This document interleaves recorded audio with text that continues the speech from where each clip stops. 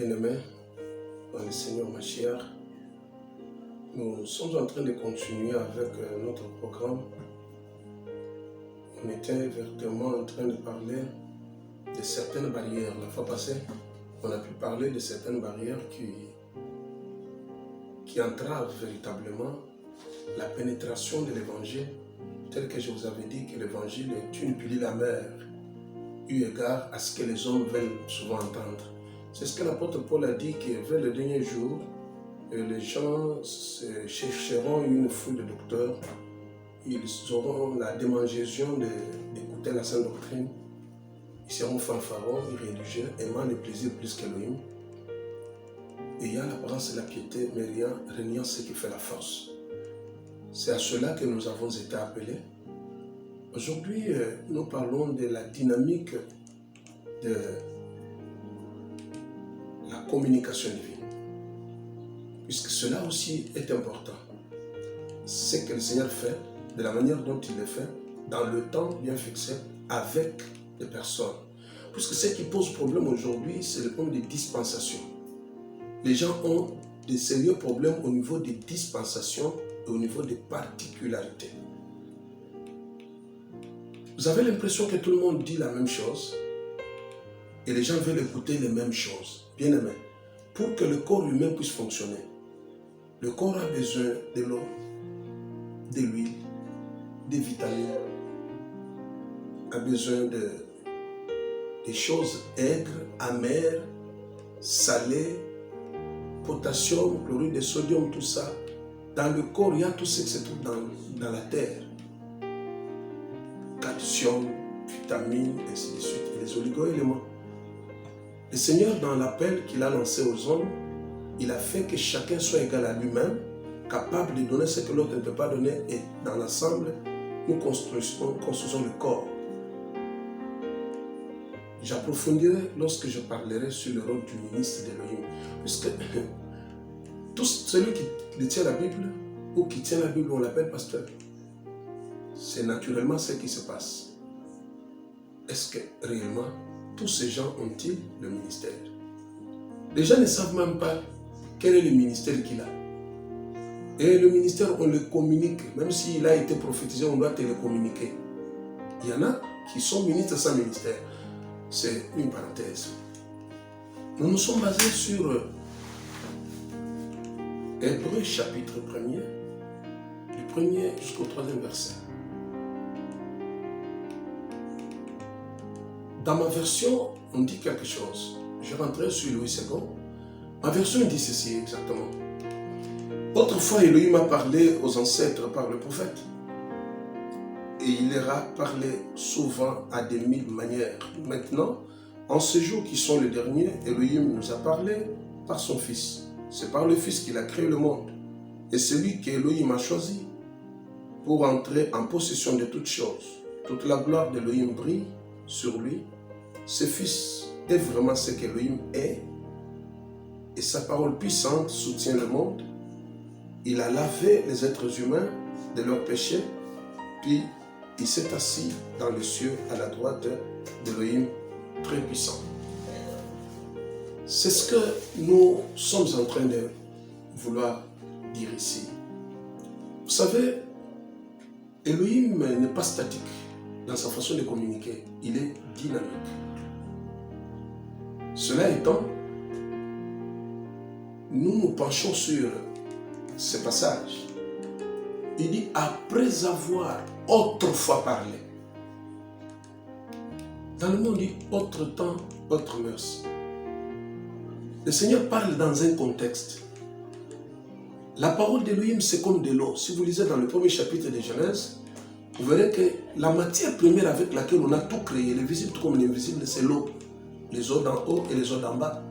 Comme on dit en hébreu, les eaux d'en haut ont constitué ce qu'on appelle les cieux. Shamaï, les cieux. Et les eaux d'en bas ont constitué la terre ferme qu'on appelle la terre. Or, quand on dit Shamaïm, en hébreu, en français, ça veut dire il y a des eaux là-bas. Comme j'entends les gens dire Yahvé Shama. Malheureusement, dans les livres, dans toutes les Bibles, Shama veut dire ici, non. En hébreu, Shama signifie là-bas. Il y avait Po, il y avait est ici, il y avait Shama, il est là. C'est pourquoi vous voyez Moïse, Moshe, lorsqu'il va à Midian, la terre de Midian, c'est l'homme Moshe qui est parti pour être formé afin de pouvoir porter le fardeau d'Israël. Mais le Moshe spirituel était resté en Égypte. C'est pourquoi le premier fils qu'il reçoit, dans leur union avec Zipporah, il l'appelle Gersham. Dans vos Bibles, Gershom. Gershama veut dire étranger là. Comme pour dire que Moshe était ici, mais il est allé apprendre. C'est pourquoi, en bas, on appelle Eretz, qui veut dire la terre.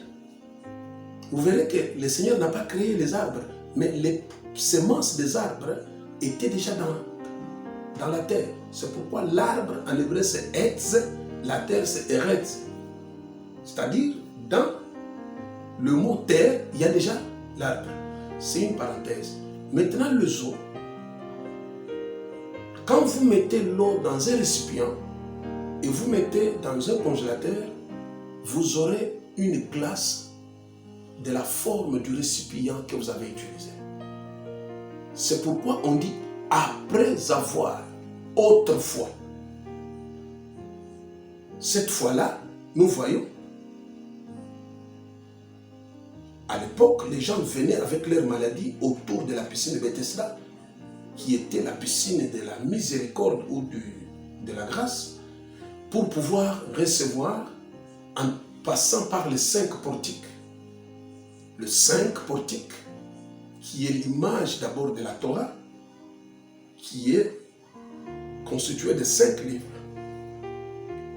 Et la 5e lettre de l'alphabet hébraïque, comme on l'avait dit, la lettre He, c'est la lettre de la Torah qui est le souffle du Tout-Puissant. Et le Saint Ministère aussi aide chacun à pouvoir rencontrer la grâce. Cependant, il y a eu la fin de cette dispensation le jour où le Seigneur a guéri l'homme qui avait fait 38 ans à la piscine.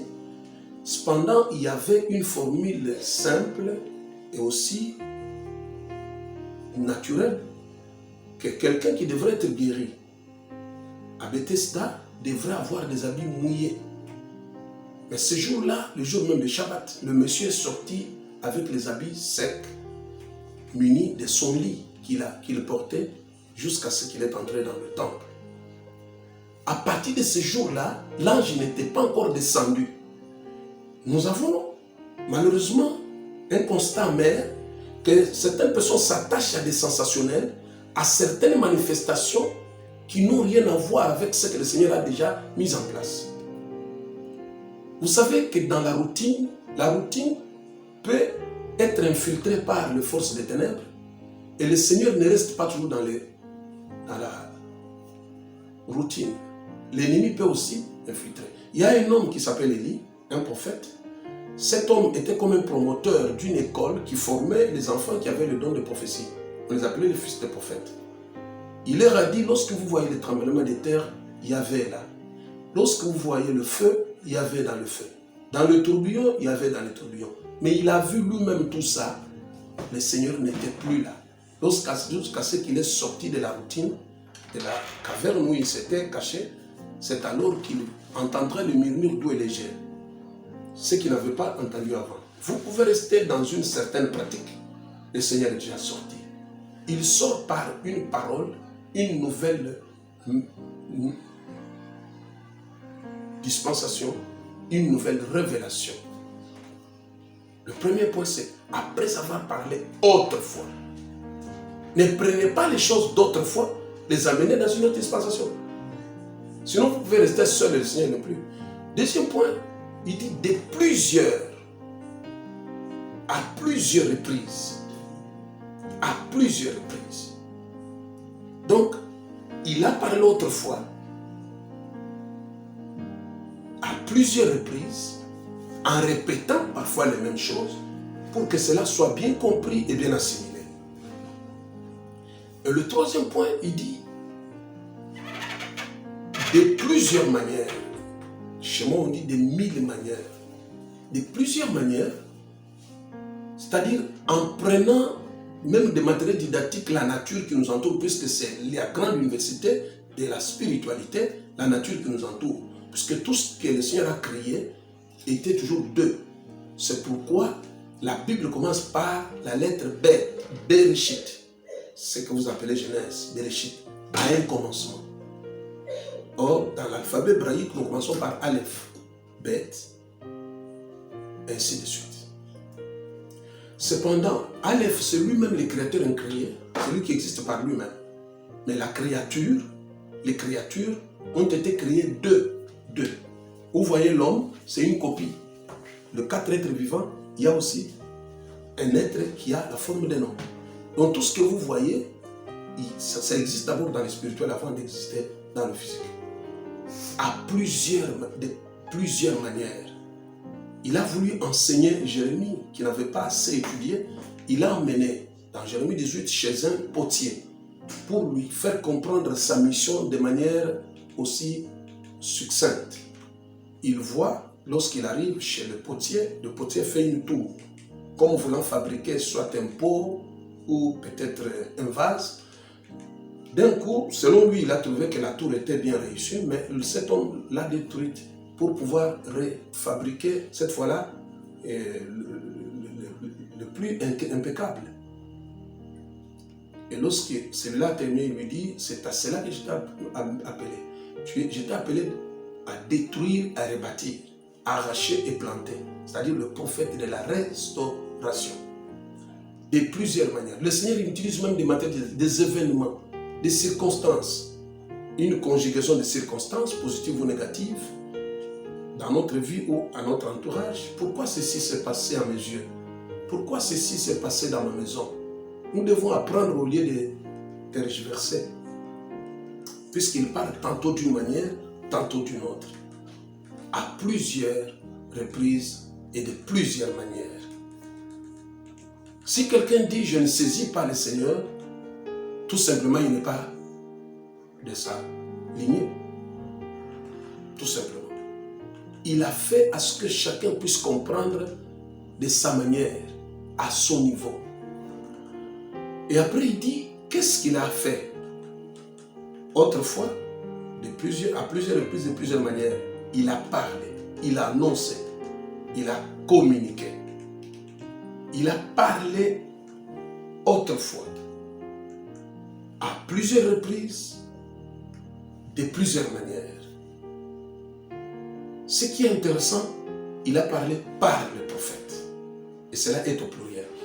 Il y a un enchaînement d'idées que l'apôtre Paul a annoncé dans l'épître aux Romains, au chapitre 10. Il dit, comme il est écrit que quiconque invoquera le nom du Seigneur sera sauvé. Il pose la question, comment invoqueront-ils le nom de celui en qui ils n'ont pas cru? Comment croiront-ils s'il n'y a pas de prédicateurs? Comment y aura-t-il des prédicateurs s'ils ne sont pas envoyés? D'autant que, selon qu'il est écrit, ils sont heureux, c'est les pieds beaux et heureux, c'est les pieds qui marchent pour la cause de l'évangile.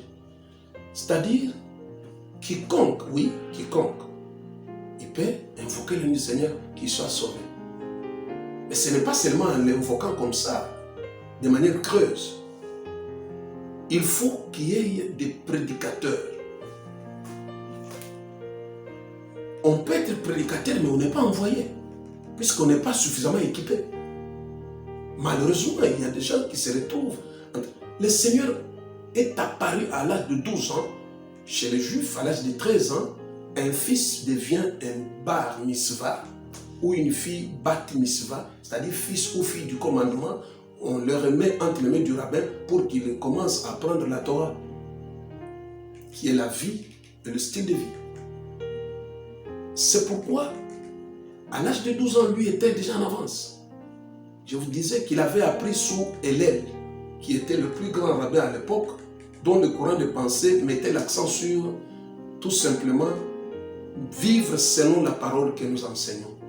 Au lieu d'être comme la frange qui était dirigée par Gamaliel, où les pharisiens disaient de bonnes choses, mais qu'ils étaient incapables de les pratiquer. Alors, cela étant, il dit, il a parlé à plusieurs reprises, autrefois, de plusieurs manières par les prophètes. Comment y aura-t-il des prédicateurs s'ils ne sont pas envoyés? Il y a des gens qui se retrouvent quelque part, soit pour ses intérêts mesquins. Et cela a détruit l'œuvre d'Élohim. Quand le Seigneur ne vous a pas revêtu de la puissance et de l'onction et une révélation appropriée à un peuple, tu vas faire ton œuvre. Tu peux la voir grandir. Je l'avais dit la fois passée. Ah, dans peu de temps, nous avons fait ceci, puisque tu leur as dit ce qu'ils aiment. Le prophète, les bouches autorisées. Il n'est pas prophète puisqu'il a décelé ce qui se passe dans ta famille. Parle-t-il de la part d'Élohim pour la transformation et l'édification? Puisque c'est ça. On dit, de ces derniers temps, Élohim nous a parlé par le Fils. Après avoir parlé par le Fils, il parle par le Fils, qu'il a lui-même établi pour être héritier de toutes choses. C'est par lui qu'il a créé toutes choses. Quand vous verrez dans Ephésiens 3, 9, Colossiens 1, 16, Matthieu 21, 38, puisque Elohim le Père existe, Yeshua est le Fils d'Elohim, Elohim dans la chair. Comme il y a aussi des esprits dans les lieux célestes qui s'appellent des Elohim. C'est pourquoi on dit dans la Torah, tu n'auras pas un autre Elohim devant ma face. Même nous qui avons cru, qui avons accepté que la Torah et le Saint-Esprit nous guident, nous sommes des Elohim, nous sommes des rois. C'est pourquoi on dit à notre père Abraham, de toi sortiront des rois. C'est pourquoi Psaume 82, 6, 7 il dit, je vous ai dit que vous êtes des Elohim, vous êtes tous les fils du Très-Haut. Cependant, vous mourrez comme des hommes, vous tomberez comme un prince quelconque. Donc nous avons cette nature. Ici, le Fils, ce n'est pas le Fils qui l'a créé, puisque Elohim, c'est la dimension sainteté, les créateurs ont créé l'ensemble des forces créatrices, le Père, le concepteur, l'imaginaire, et celui qui réfléchit sur ce qu'il va faire. La parole avec laquelle il crée, c'est ça le Fils. Ce n'est pas le Fils qui l'a tout créé. Le Saint-Esprit est le matérialisateur de ce qu'il a pris comme décision. Là où le Saint-Esprit vient, la parole créatrice descend, il y a manifestation.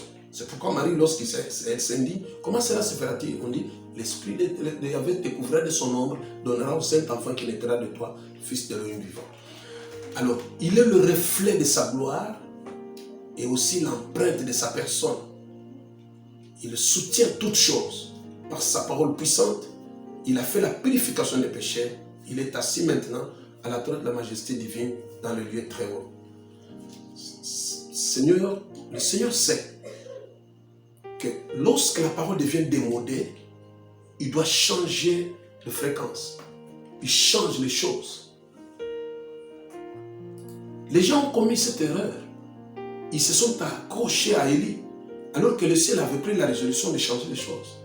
Cependant, à Jéricho, il y avait un problème des eaux qui étaient mauvaises. Mais ils se sont accrochés à Élie, jusqu'à suivre Élie qui n'était plus. 50 personnes aujourd'hui se sont allées en forêt, traversant des vallées et montagnes, affrontant même des animaux féroces pour pouvoir chercher toujours Élie. Vous pouvez vous accrocher, ça se passe aujourd'hui. Alors que celui qui a la réponse est de l'autre côté. Il y a même certaines personnes qui restent travailler sur base des témoignages, alors ce qui est en lui est parti.